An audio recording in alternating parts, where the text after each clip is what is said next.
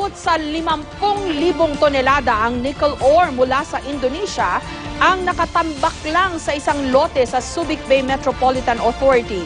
Bagamat may permit ito, nababahala pa rin ang isang environmental group dahil sa epekto nito sa kalusugan at sa kalikasan.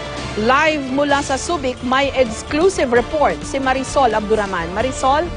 Jessica, kaya nga personal na nagtungo kanina mismo ang ang City Environment Officer ng Olongapo City para personal nga na makita niya doon ang mga itinambak na lupa at siya na mismo ang nagkumpirma na nickel ore nga ang mga ito at lubhang napakadelikado hindi lamang sa ating kalikasan kundi maging sa kalusugan ng tao. Halos wala nang makita sa bahaging ito ng Subic Bay Metropolitan Authority o SBMA kagabi sa kapal ng alikabok sa lugar. Kapansin-pansin naman ang mga dump truck at backhoe na naghahakot ng mga lupa at itinatambak sa 3 ektaryang lote. Kinaumagahan, pinuntahan ng GMA News ang lugar. Dito namin nakita ang gabundok na lupa na nakatambak sa isang lote sa katapat lang na wharf kung saan nakadaong ang barkong ito na siya raw may karga ng mga lupa. Ang kalsada, kulay pula na at ang alikabok, makapal. Langhap na langhap daw sa resort na ito, di kalayuan sa lugar ang alikabok. Kaya ang ilang customer daw ng resort nagreklamo. Ang ilan nga, nag-alisan na. Yun daw kotse nila, ba't ang alikabok? Yung pumupuntang guest dito, reklamuhan kami.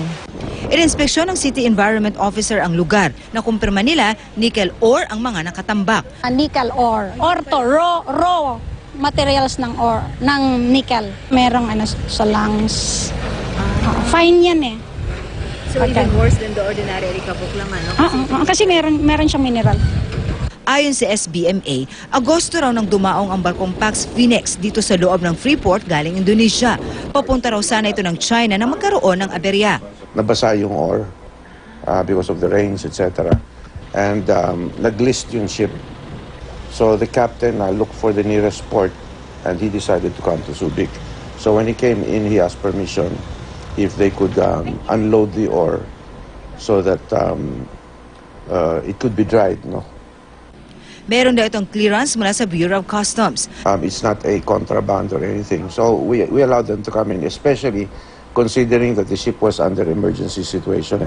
Pero ang grupong Greenpeace Philippines nababahala. Kapag naitapon daw kasi ito sa dagat, nalilimitahan ang paglaki ng algae na siyang kinakain ng mga isda.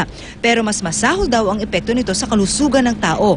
May carcinogens daw ito na maaaring magdulot ng cancer sa baga, ilong, larynx, maging sa prostate.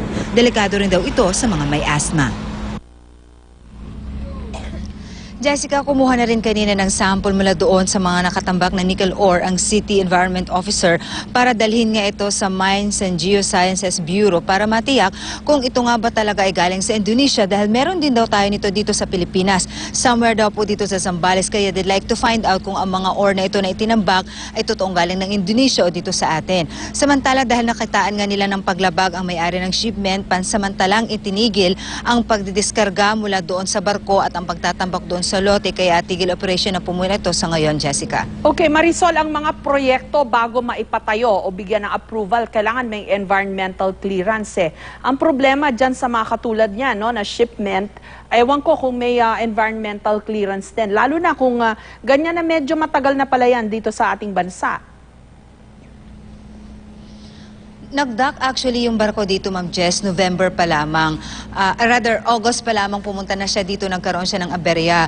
Noong November, supposed to be, meron sanang barge na pupunta dito para mag-rescue, pero hindi raw ito natuloy. But 3 days ago, inumpisahan na raw nilang pagdidiskarga dahil lumalala raw ang sitwasyon ng barko.